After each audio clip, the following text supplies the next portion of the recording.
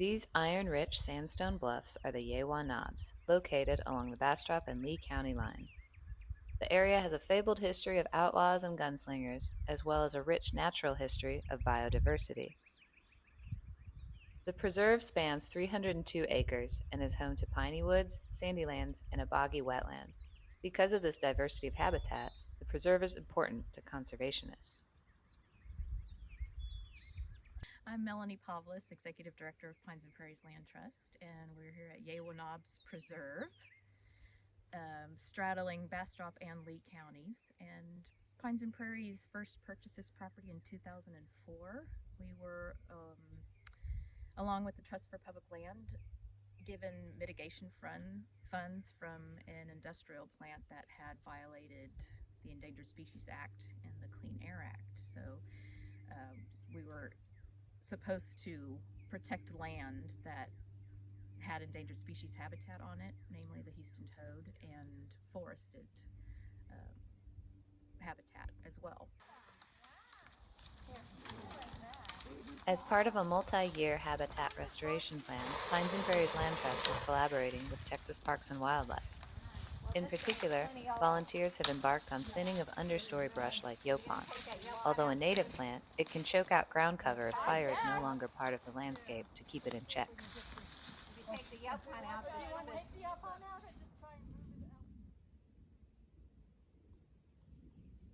So the Yegua Knobbs property is really unique in Central Texas. It has the combination of perfect soils, just the right type of vegetation, that provides habitat for a wide variety of wildlife. In particular, the one that's the focus of a lot of land managers in this area is the Houston toad, and it provides that perfect combination, nice sandy soils with a nice overstory in the Lost Pines ecoregion. But it also provides a lot of habitat for so many other species. The biodiversity that's maintained at this site because of these unique habitats, from ponds and bogs to these sandy soils to the overstory of pine trees, really provides a lot of unique habitat. Uniquely is the gumbamelia tree. The gumbamelia tree is the host to a really special Lost Pines endemic cellophane bee. It's only found in just a few counties in Central Texas. A few years back, we came out to the property to survey for the bumelia trees, but also for the bees that's found on them. And this was Lee County extension, but also told us enough about where this species is found in this unique region and at Yegua Knobbs that it told us that it's probably more common than we originally thought. Texas Parks and Wildlife has worked really closely with Pines and Prairies Land Trust to do some of the habitat restoration, but also they've been super supportive of us coming out and initiating surveys for so many other species. That has been a collaboration with Huston-Tillotson University, Texas A&M, also University of Texas, just to get other folks involved, but also folks like the Lost Pines Master Naturalists, who are volunteers that come out just because they have an interest in wild things and wild places, to come out and help us learn more about these spaces, but also do a lot of the hard work that it takes to maintain such beautiful habitat.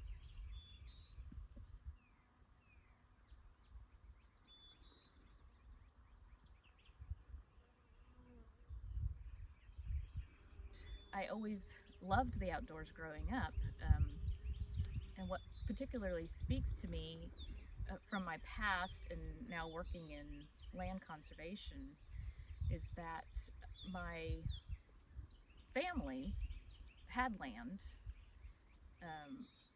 My ancestors owned land in Texas, in the Shiner and Hallettsville areas, and unfortunately, after my grandparents passed and moved on from that land, the land ended up getting sold.